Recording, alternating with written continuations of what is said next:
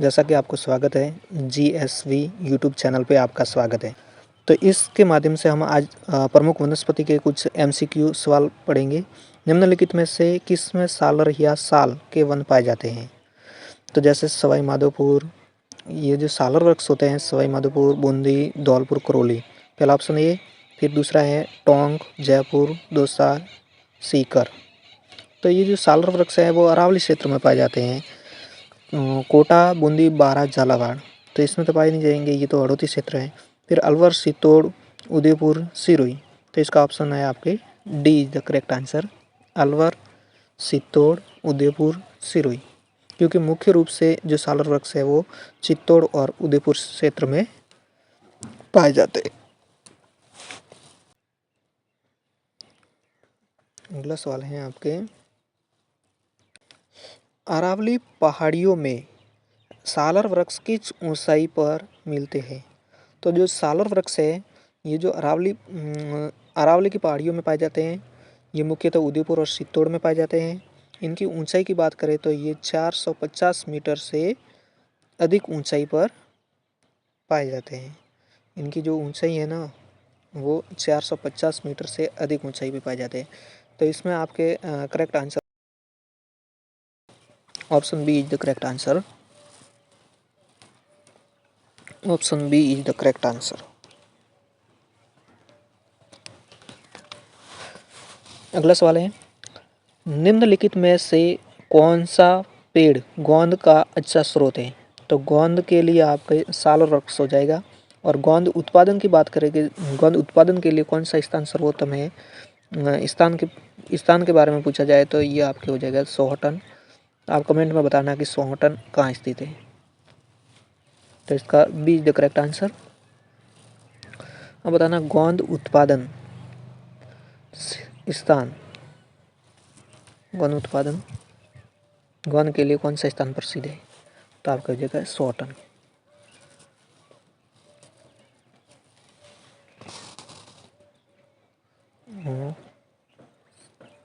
अगला क्वेश्चन है आपके, निम्न में से सालर वन किस जिले में नहीं पाए जाते हैं? आपके नहीं पाए जाते हैं वो बताना है। तो देखो सालर वन है वो अरावली क्षेत्र में पाए जाते हैं। तो अरावली की बात करें तो देखो अलवर, सिरोही, उदयपुर, इन सभी में तो पाया जाएगा। लेकिन जो कोटा है, कोटा में नहीं पाया जाएगा। तो आपका करेक्ट आंसर हो जाएगा C is the correct answer, Kota. ठीक है। अगला क्वेश्चन की बात करें तो अगला क्वेश्चन है आपके,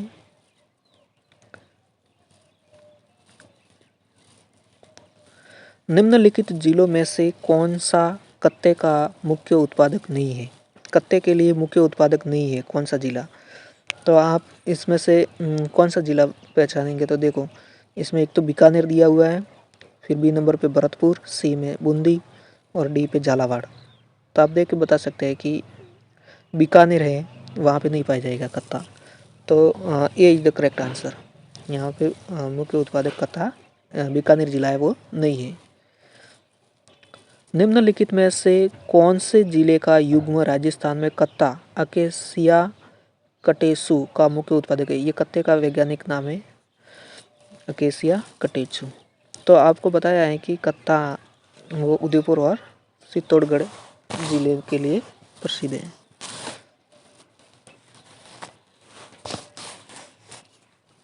उदयपुर एवं Chittor, option C is the correct answer. खैर वृक्ष के कौन से भाग से कत्ता प्राप्त होता है? जो खैर वृक्ष होता है उनका कौन से भाग से कत्ता प्राप्त हो गया है? तो ऑप्शन दे दिया मध्यवर्ती लकड़ी से, पत्तों से, जड़ों से या साल से। तो आपका आंसर हो जाएगा मध्यवर्ती लकड़ी से। ए इज द करेक्ट आंसर। अगला सवाल है, राजस्थान में खैर वर्गीय क्षेत्र पाए जाते हैं। खैर कहाँ पाए जाते हैं? खैर वर्गीय क्षेत्र। तो आप इसमें देखो जालोर तो हो नहीं सकता, अजमेर भीलवाड़ा एक ऑप्शन दे दिया है, एक कोटा सवाई माधोपुर और एक दे दिया आपके बीकानेर बाड़मेर। तो बीकानेर बाड़मेर भी नहीं है। तो इसमें आपके आंसर हो जाएगा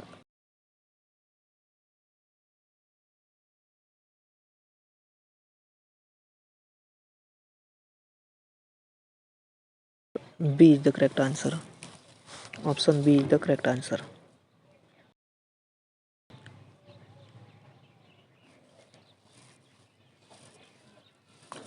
वह वृक्ष जिसमें से कत्था निकाला जाता है, वह वृक्ष जिसमें कत्था निकाला जाता है, तो वो हो जाएगा आपके B is the correct answer, खैर वृक्ष। कत्था खैर वृक्ष से प्राप्त होता है, मध्यवर्ती लकड़ी का भाग होता है वहाँ से। आदिवासियों के हरा सोने के नाम से जाना जाता है, तो हरा सोना आप सब जानते हैं, जो हमारे विश्व की सबसे लंबी घास है, बांस। Option C is the correct answer. बांस मुख्यतः पाई जाती है, तो बांस मुख्य रूप से आपके कहाँ पाई जाएगी, दक्षिणी क्षेत्र राजस्थान, वहाँ पाई जाती है। तो दक्षिण क्षेत्र की बात करें तो बांसवाड़ा और प्रतापगढ़ आएगा, तो इसमें ऑप्शन आपके C is the correct answer, Pratapgarh. Pratapgarh, option C is the correct answer. अगला सवाल है, राजस्थान में कौन से बाग में बांस वन पाए जाते हैं?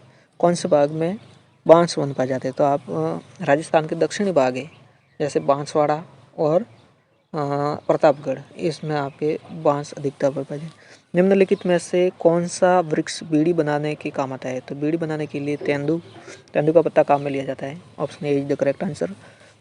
राजस्थान में तेंदू पत्तियों का उपयोग मुख्यतः किसके निर्माण में किया जाता है?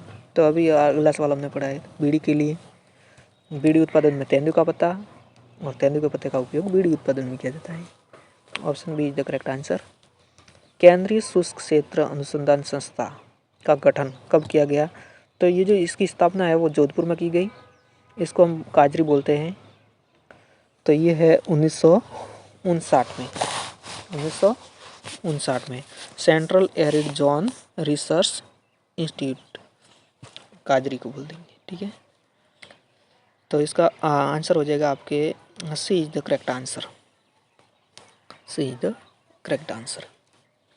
अगला सवाल है, काजरी का पूरा नाम बताइए। तो अभी हमने अगले सवाल में पढ़ा था केंद्रीय शुष्क क्षेत्र अनुसंधान संस्था, central arid zone research institute. Option C is the correct answer. अगला सवाल है, इसकी स्थापना की बात करें तो ये स्थापना इसकी जोधपुर में हुई है, और कब हुई है तो आप बता सकते हो 1959, मतलब 1959। अगले सवाल है, राजस्थान के निम्नलिखित में से किस जिले में काजरी का मुख्यालय स्थित है? तो मुख्यालय जोधपुर, और कब की गई है इसकी स्थापना? तो 1959। इसको हिंदी में क्या बोलेंगे? केंद्रीय शुष्क क्षेत्र अनुसंधान संस्था, central arid zone research institute. Option A is the correct answer. अगला सवाल है, शुष्क वन अनुसंधान संस्था आफरी की स्थापना कब की गई? तो आफरी की स्थापना है वो भी जोधपुर में हुई है, और ये हुई है 1985। Option is the C is the correct answer, 1985, 1985। अब ध्यान रखना, काजरी का और आफरी का, ये दोनों इंपॉर्टेंट सवाल हैं, आता रहता है। शुष्क वन अनुसंधान संस्था आफरी कहाँ स्थित है? तो जोधपुर में, और स्थापना कब हुई है? तो 1985 को, 1985 को, 1985। अगला सवाल है, केंद्रीय मरु क्षेत्र अनुसंधान संस्था कहाँ स्थित है? तो आप पहले इसकी स्थापना बता सकते हैं, 1952 में इसकी स्थापना हुई है, 1952, और ये भी जोधपुर में हुई है। कहाँ पे हुई है? जोधपुर में। तो आपके ऑप्शन हो जाएगा D is the correct answer, D is the correct answer. अगला सवाल है, राजस्थान के किस शहर में 1952 में मरु वनीकरण शोध स्टेशन की स्थापना की गई? तो आप जोधपुर बता सकते हैं। Option B is the correct answer, option B is the correct answer. Thank you, धन्यवाद। आज की क्लास यहाँ पे समाप्त होगी।